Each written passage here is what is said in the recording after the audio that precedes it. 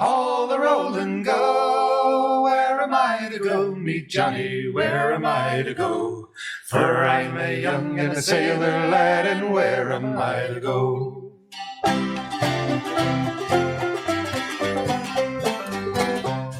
Hello, and welcome to Where Am I to Go podcast. Today we were driving down the road in the Olympic Peninsula. Welcome, Brian, to Where Am I to Go podcast. It's my pleasure. Here we are, a gloriously beautiful day, Forks, Washington. We are mostly known for twilight at this point in time, so if you've got your interest in sparkly vampires, this is your vampire spot in United States at this point in time. Was it filmed here? No, but the book was set here. The book was set here? Set here, yeah. So this is actually year 16 for us, I think, of twilight activity and things in town. Still going strong, still get visitors from all around the world. People come back a multiple of times, so here we are. Wow, I had no idea that this is where twilight was. This is Mercedes. You good checking these folks in? Yeah. Okay. Welcome, folks. So in no particular order, this is our year 40 in business. We've been in this building for 30 years.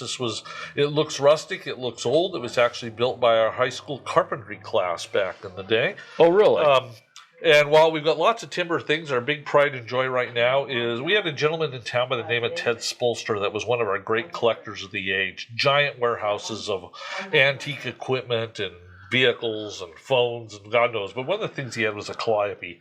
So this is our vintage 1920-something calliope. We have just taken it back to Kirksville, Missouri to have it overhauled, modernized. So it is now MIDI capable. It still sounds like the classic calliope, but this allows us just to say, hey, we can set it up and play it fairly quickly. Now, can you set this up and play it for us fairly quickly? We could try. Maybe better. I love calliope music. It's always just we may be better playing a clip. But we'll see. Okay. It's also incredibly loud. You can hear it about 5 miles away. Oh, really? That makes it even better. Before we get to all the timber things, we'll just do a tour downstairs. We have a variety of things from local businesses here.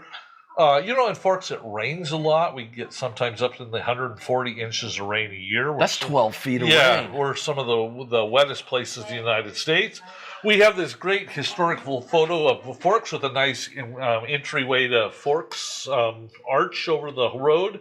Hey, if you make it out of cardboard, it's not going to last very long. Is that what they did? Yeah, they actually did. It's a pretty neat arch set up in 1917, and I guess it went over the highway or the road. The road at the time, yeah. We are very unusual for the United States of America because we developed very late in the sense of westward expansion, meaning that we did not have direct rail service, we did not have navigable rivers, and we're a long ways away from everything. I mean, when you drive south from here 100 miles, you get to Hoquiam, Washington, which is probably not a town that people know, but that should give you an idea that you drive a long ways and you don't see much but trees.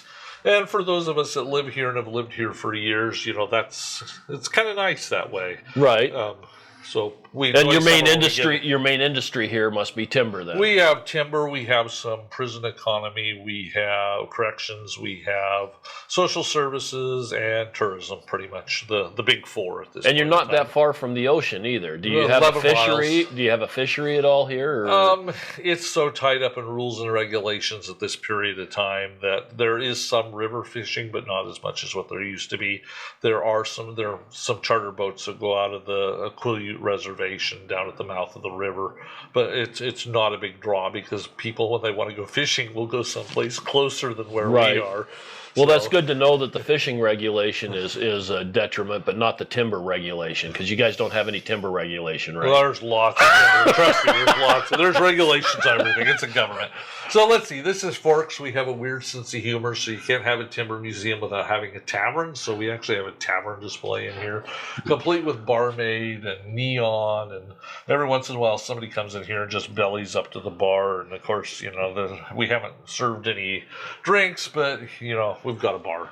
So this side of the museum, I tell people we've got pioneer history, which is more interesting than it sounds. When I said we developed late, that meant we were still technically sort of a pioneer culture into the 30s and 40s. We didn't get distinctly main, well-maintained roads out of here until the 30s. So to get in and out of Forks was always a real adventure. And as a result, we were small. Ultimately, what I'm saying there too is that we didn't have that boom and bust cycle in the same order that other cities had. I mean, we had our downturn with the spotted owl and such in the 90s. But most of the Washington towns and Oregon to some extent too, settlers came in, lots of logging, hit the 1930 depression, everything kind of collapsed and then built back up again. We didn't have that period where we had a large city and then it just kind of lost population. We're the largest in size now we've ever been.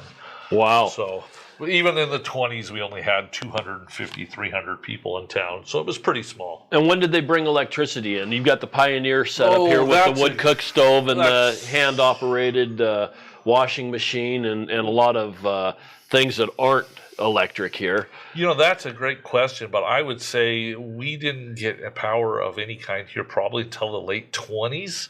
We had a mill south of town, a sawmill that didn't get electricity until 1979. Wow. So we're on the late side of the curve there for sure. So was the sawmill running steam? They were running steam? Yeah, running steam. And then here you have a little steam tractor, and when I say steam tractor, it's probably only 8 foot long and 2 foot high, 3 foot high. I think it's about a third scale. We have one of our strengths is we've got an incredible amount of models and some really nice dioramas. And this is actually, if you can imagine, this is a 1/3 scale of a 1915 case steam tractor. Wow. Yeah, 1/3 scale working model. So this was hand built. Really? Hand built, hand forged. We had a boiler inspector in here from Minnesota that visited us about a year and a half ago that said, well, he's not here to certify them and we're not certifying them. He's pretty sure that this would certify to be operable. Really? If they were to do an official inspection on it. Wow. So you can imagine being hand built that this is pretty incredible how much effort went into it. We have even a smaller version of this one as well that the gentleman built too. Really? So quite the one thing about logging and loggers and people connected with it is, especially in the early days, you became your own engineer, being that if you needed equipment and you needed something to get the job done, you designed it and built it yourself. And so there's an incredible amount of talent and skill that's always been connected with the industry. This is a great example of somebody just saying, for one reason or another, wanting something like this or having the ability to build this. That's an amazing feat right there. Part of our early settlement, with all this virgin timber out here, particularly in the early years, we had the largest spruce repository in the United States. And spruce was important in World War I to build airplanes. It was a new technology. We needed spruce. The government spent an incredible amount of time and effort building railroads to this, and not anything that connected with the outside world, but just would get the spruce out to the water to raft it away wherever the mill was going to be at that time. But that never came to be. But that was kind of our early heritage. It was how to get the spruce out, And then after the war came and went without them getting any spruce out, we had a massive storm in 1921 that basically they called the Big Blow of 21 that knocked timber down for everywhere for miles. It took them years to dig out from it. People that had been homesteading took one look at it and said, I've done all this work. I can't go back and do this work again. That was kind of the end of our homesteading period. Those people that had been out in the woods or people hoping the railroad was coming realized at that moment not going to happen, and they kind of moved more into town. That's when Forks started to get a little bit of population. So, bad weather. Get used to it out when you live out in the rural areas, as all of America knows. Let's see, we have a variety of agriculture equipment over here for those that like farming and living off the land. We have one of the largest bull elk horns ever. Holy smokes. Ever collected. There's quite a bunch of stories behind that, but for those people that like hunting and like elk in particular, this is one of the largest racks that's ever ever been seen on record in Washington for sure. And this is a Roosevelt elk. Yes. And the Roosevelt elk are different than the Rocky Mountain elk in that their bodies are bigger, but their horns are basically smaller. Is that correct? That I don't know. I can't speak to it, But this one here is massive. It's got 1, 2, 3, 4, 5, 6, 7, 8, 9 points on one side, and it looks like pretty much the same on the other. It's actually pretty uniform. He's a big elk. Yeah. And then you've got some cranberry harvesting stuff. Is cranberry a big thing around here? We had some agriculture, as much as you can have when you have this much rain coming down every year. And cranberries did grow, but like almost everything we grew, it's too far away from the market to justify growing it on a large scale. So cranberries in particular took off in southwest Washington up here, just kind of a little niche thing. There may be somebody still growing some at this point. We did have a run on what we called the Ozette potato a couple of years ago, which was this particular potato that grew about 15 miles northwest of here as the crow flies. And that became kind of the culinary it food in Seattle for a while. You can look locally sourced Ozette potatoes, and they're nice and small and cook up, and people like those quite a bit, but they're not grown to large scale. Okay. Do utilize what grows in your local area by all means, and right. Work on sustainable food. Let's see. Let's come back over the other direction. We like any museum, we have the typical phones. Everybody comes in now and attempts to describe to their kids about phones and how to use them, since they're all a thing of the past in a long way. So let's see. Now we get to the corded phones are a thing of the past. Yeah, there's still phones that are pretty popular. Yeah, they're called Apple. And yeah, they're in my pocket. Okay, so let's get to we're a timber museum. We have chainsaws. We've got bunkhouse models. We've got cookhouse. We've got lots and lots of dioramas and stuff. So here we have chainsaws. I am not the chainsaw specialist or the expert, but people come in. I can't even. Let's see. The last count, I think we have 26 chainsaws hanging around here at some point or other. That may not sound exciting, but we are looking at one down below, 1947 wall model. This one was built in Hoodsport on the other side of the Olympic Peninsula. It has a 13-foot bar, and you just heard me right, 13-foot bar. Needless to say, when you're dealing with a chainsaw this size, somebody's got the chainsaw end of it, the motor end, and somebody's got a little handle on the other end that they're holding on to. This is insane. It's insane.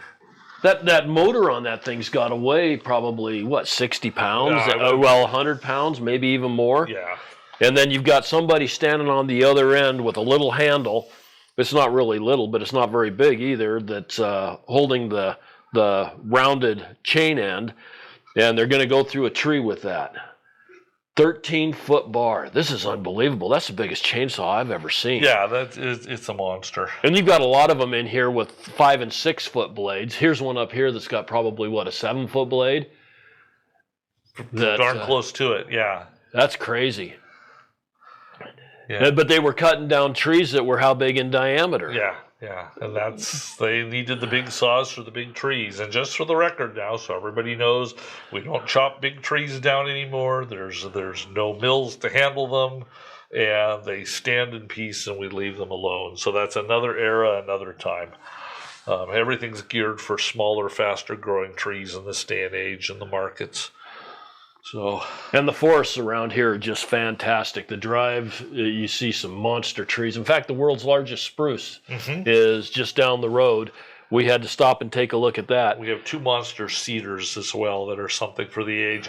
This is an interesting thing here that's it's not directly logging, but it's typical of the logging industry. This is a 1923 house stove off of the canyon construction on the Elwha River over by Port Angeles. I will not bother to even hazard a guess as to how heavy this is. We'll just leave it said that it was brought in on forklifts, placed on pallets, and the building was erected around the stove. Now let me describe this stove. This stove is like a regular wood cook stove that you would see in most museums, other than it has 3 ovens that are bigger, not much bigger, but bigger than what you'd see on a normal wood stove. It's got a flat top that goes all the way across the top. It's got a firebox at the door on it, is probably 14 by 12, and the stovepipe comes out one end on the long end. So this thing had to be just cooking and running the heat all the way on through in order to run it out this stove that's, I'll bet this thing's 12 or 14 foot long. Mm-hmm. It is insane. So. The other fun thing that goes with it, of course, is hanging on the wall down here. You definitely want to make a note of that. Daily food consumption for a 100-man crew at the turn of the century. So here we go. Daily food consumption, 150 pounds fresh meat, 50 pounds smoked meat, 200 pounds fruits and vegetables, being mostly potatoes, 150 pounds flour, 100 pounds sugar, 25 pounds butter, 25 dozen eggs, and enough coffee, tea, and milk to wash it all down. Holy smokes. Noted above, loggers could stow away 6,000 to 9,000 calories a day. That is crazy. Tell you how difficult and how hard the work is. And they didn't go, okay, they were served meals at 6 a.m., 5 p.m., and at noon, a boxed lunch was eaten in the woods. Holy smokes, this is crazy. You can't imagine how hard you've got to work to be burning that sort of calorie load. 9,000 calories a day.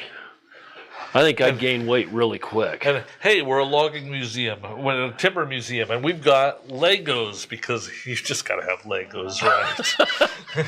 So this is one of our displays of more modern things with different trucks and things that people have collected through the years. We have a replica bunkhouse from back in the day, dark, dingy, kind of grimy. We're hoping that there's no bed bugs in there, being that nobody's sleeping in there. I think we're okay. And ironically enough, every once in a while I have kids coming up and yelling at me, there's a computer mouse in there. There's a computer mouse. Well, yeah, it runs a display outside. And how did you ever find the black mouse on the black surface behind everything we've got it covered up with? But my hat's off for their ingenuity of realizing there has to be a computer mouse here someplace. Also, we're staring into the face of Bella from Twilight because we actually put a Twilight scavenger hunt in here, and one of the things is what we call the Bella box. So if you look in here, by gosh, there's a Twilight thing looking back at you. So. And you've got loggers' clothes, you've got hard hat, and a couple of old lunch boxes. It looks like a stretcher over there. I'm assuming they had to haul some loggers off the mountain at some point in time. Yeah, you've got some saws and some cork boots. That's what those are called, right? Cork boots. Yep. Yep. Now, if anybody has an idea what cork boots are, they're boots with spikes on the bottom so that loggers can get traction when they're walking on the logs. And you can imagine if you've ever been cleated and playing football or soccer and you've got cleats, these are just like those cleats, except they're basically just razor points. I was going to say, they're I think probably a whole lot sharper. They will rip your floors to shreds, too, so you don't wear them in the house. We have more models. Wow. We have steam donkeys. One of the big things about logging and timber industry in the early days were steam donkeys. We went from, and that's not an animal, even though in the early days we had horses, we had donkeys, we had oxen, but then we get what's called the steam donkey, which is literally a giant steam engine with lots of coils and such that is used to either pull logs, move things, or move itself. And the steam donkeys just generally consisted of a giant wood boiler, or a wood, generally wood fire, of course, and cables and winches. And they used to run, if you look at pictures of old logging sites, they used to have cables that would run all over these cuts that they would make. I don't know if they were all clear cuts or what they were, but would be clear cuts back in the day, certainly. But they would have cables running down, and these steam donkeys would pull the logs up these cables, which would hold the log above the ground, and then they could bring it up to where they could load it on the trucks or drop them in the river or whatever they needed to do. A pretty fascinating piece of equipment. I've never seen one scaled down like this. Yeah. It is just really, really cool. Now, does this one that would operate also? I believe it would. Yeah, I can't think that there's a reason that it wouldn't. And again, this is probably what, one third scale or something? Probably 1/3, maybe even a quarter. So wow, probably a third. And then we've got more elaborate models and equipment down below here. All things that have been hand built through the years. That is amazing. I always tell people, if you're interested in models and dioramas, this is a pretty fascinating place. It is. This John Roseman must have been a fantastic machinist. Absolutely. Wow. Well, let's see. That's a good view downstairs. We can take a look upstairs in a second. We have a nice totem pole here from the region. We have a variety of different types of trees, little forestry displays. Just for the record, one of the interesting things here that's fun is one of our local celebrities that lived here was Edward R. Murrow, whose family moved over here when he was just finishing up high school. And Edward R. Murrow worked in the woods for several years before he went off and became our favorite famous CBS war correspondent in World War II. Oh. And we actually had a few Edward R. Murrow letters that he had written from England that we donated to the Edward R. Murrow School of Communications at Washington State University last year. So we had a little ceremony where we moved those letters over to his namesake college. And you've also got, I love the old logging pictures. And you've got a logging picture here where you've got two guys standing on a tree. They're standing on their springboards, which again, they would cut a notch into the tree. They'd put a big board, like let's just say a 2x8, that they could stand on and run their saws and cut down these monster-sized trees. This one here looks like it's got to be, 10 foot in diameter? I would say 10 feet, yeah. And they've got a big notch cut out of it. They're standing there with their saw, with their axe on the springboards. It's just amazing to me what these guys were capable and able to do. They were hard workers. Yeah. And I doubt if any of them ever got killed on the job. Oh, God. It's the most dangerous occupation you can imagine, right? Exactly. You doing okay? Okay. Let's see. Up the stairs we go. In fact, it was the most dangerous occupation for many, many years. It may still be. Yeah, it's always top 3 for sure. We have, going the length of the building up here, also built into the building, an old macaw whaling canoe that was started at one point and was abandoned for some reason. And this was discovered by a group of loggers out in the woods. It has ended up here at the museum. For those of you that have interest in the Macaw Nation, this is Neah Bay, the very northwest corner of the United States. They have a wonderful, wonderful archaeological museum that is world class. If you ever get a chance to go to Neah Bay, great museum, great people, good restaurants, worth your time. This is kind of the piece of work that they didn't want. So, wow.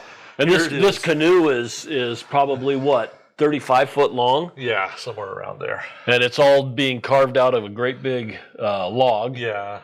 Something went wrong with it, or they weren't happy with it. They would have chipped and burned, and something went wrong with this one, and it just got abandoned. And they found it out in the woods. Yeah. Looks like it would have looked like any old regular log. So I'm surprised people saw it. Wow. Let's see. That's amazing.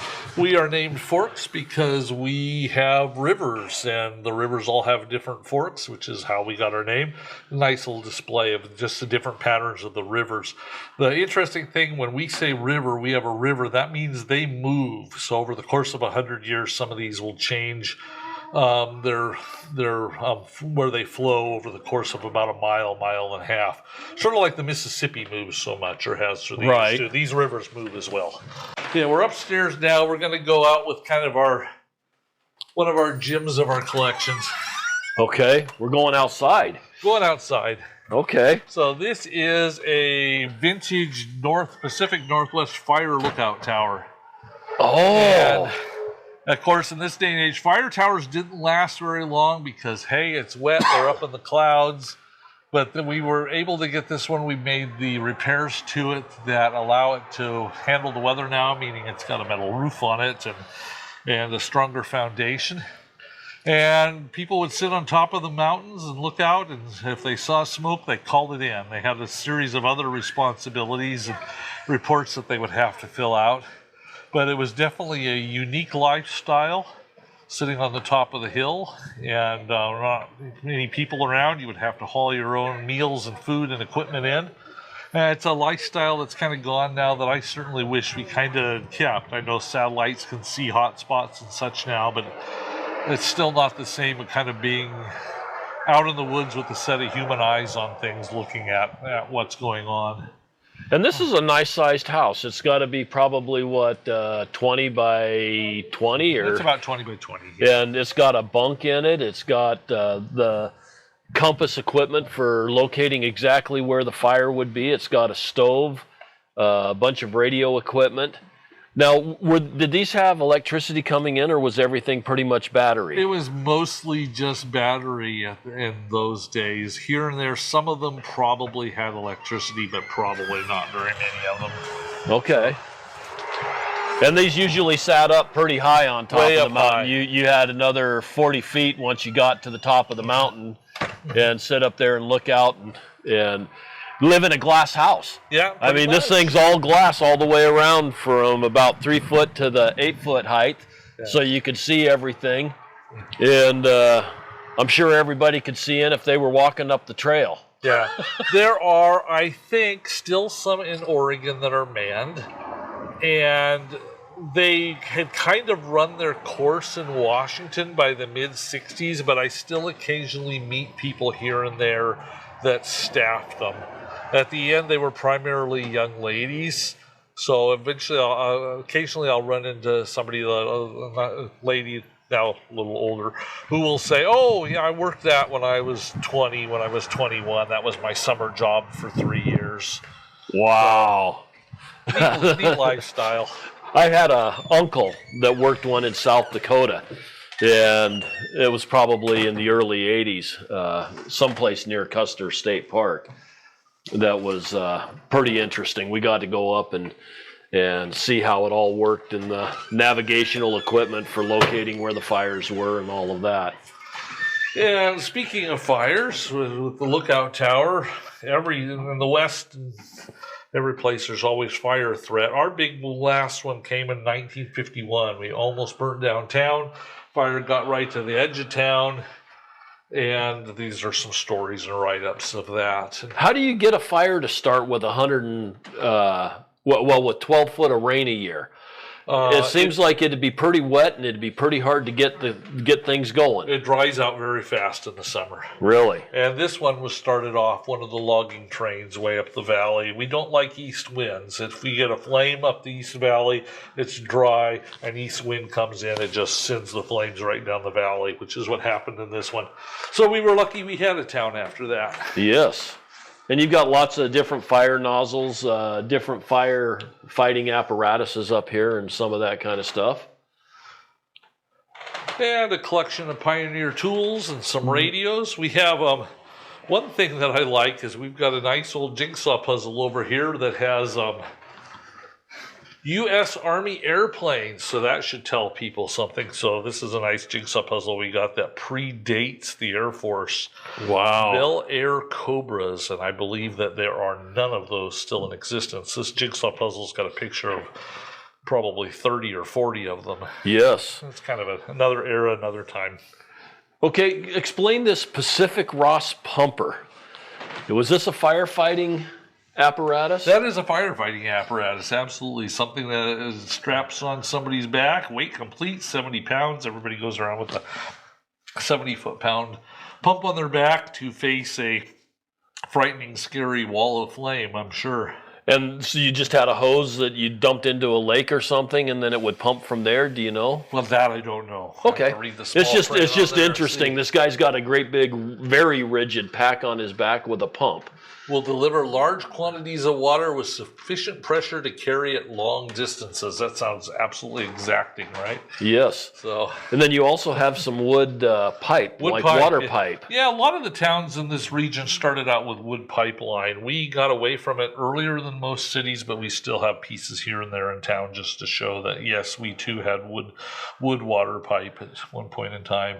It's pretty rare to see one that's in that good a shape. Yeah, this one's actually, it's spotless, actually. It is. We've it's got very nice. Piece here, piece outside the museum. There's a piece down at City Hall, too. So I know we've got, if anybody out there is interested in wooden water pipes, we've got 3 to visit. It's amazing that they could mill those in lengths long enough to be able to run a whole city water system and be able to not have them leak. You know, I mean, granted, wood swells, but they've got to cut angles and everything else on those to make them swell to the right way. And it's fascinating to me that they were able to make wood water pipe.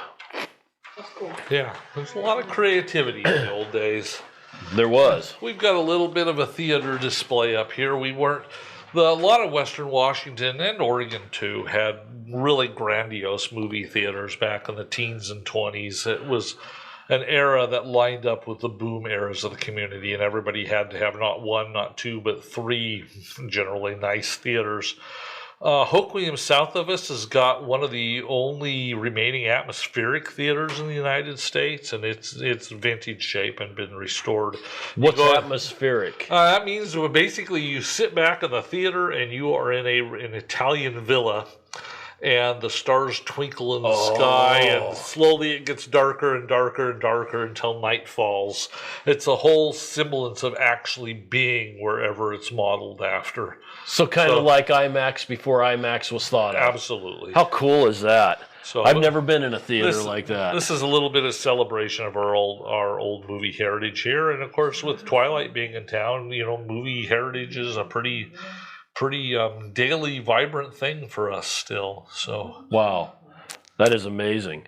So they didn't really film Twilight here. No, it was one of the things. The Oregon gave a $2 million filming bonus. British Columbia gave a $2 million filming budget. Washington, until about 2 years ago, gave a $1 million filming budget.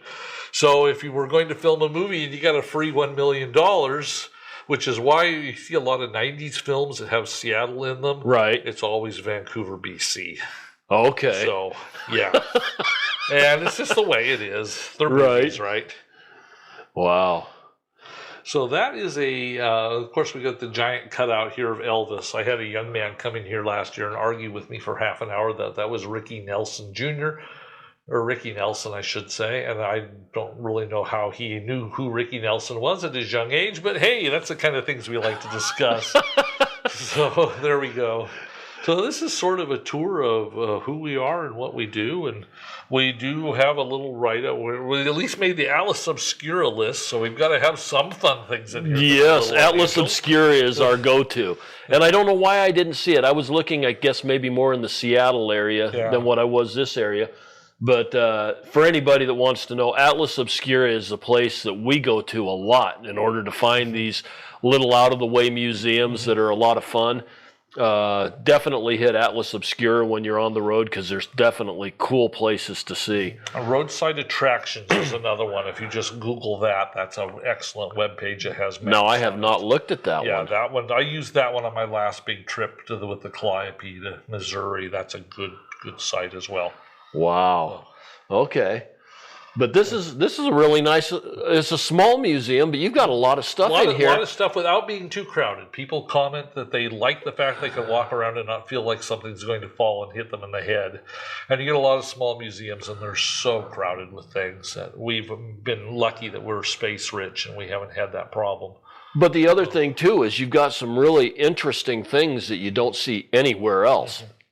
Like your 13-foot chainsaw. Mm-hmm. And you've got a very nice display of some of the older record players and radios and woodworking tools and just scout materials. Mm-hmm. And just lots and lots of displays. They're all displayed really, really nice. And this is just a little gem. So, well, we're glad you stopped in today. Do you guys have a website? We do. It would be just Google Forks Timber Museum. It's generally everything we have is info at forkstimbermuseum.org. Okay. That will call up basically everything that we have. We're in an interesting spot that I suppose some people have. We have a Facebook page, but it's all liked by Twilight folks looking for Twilight things. So we, amazingly enough, we don't do a lot of our museum communication through our own webpage because it's kind of turned Twilight. Okay.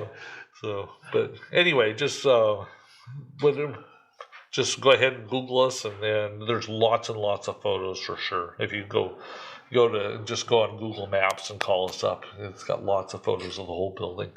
Cool. Well, Brian, I really appreciate you taking your time on a spur of the moment. We were just driving by, pulled in, and Brian said, let's do this. So it worked out really well for us. I always finish out my podcast by saying the world is full of wonder. People need to get out and explore. There are these little gems everywhere, and this is definitely a cool museum. And everybody have an absolutely wonder-filled day. Don't forget to check out our Facebook page at Where Am I to Go podcast, and also check out our website. We have a state-by-state breakdown of all the museums we've done at whereamitogo.com. Thank you, and have a wonder-filled day. Haul the roll and go, where am I to go? Meet Johnny, where am I to go? For I'm a young and a sailor lad, and where am I to go?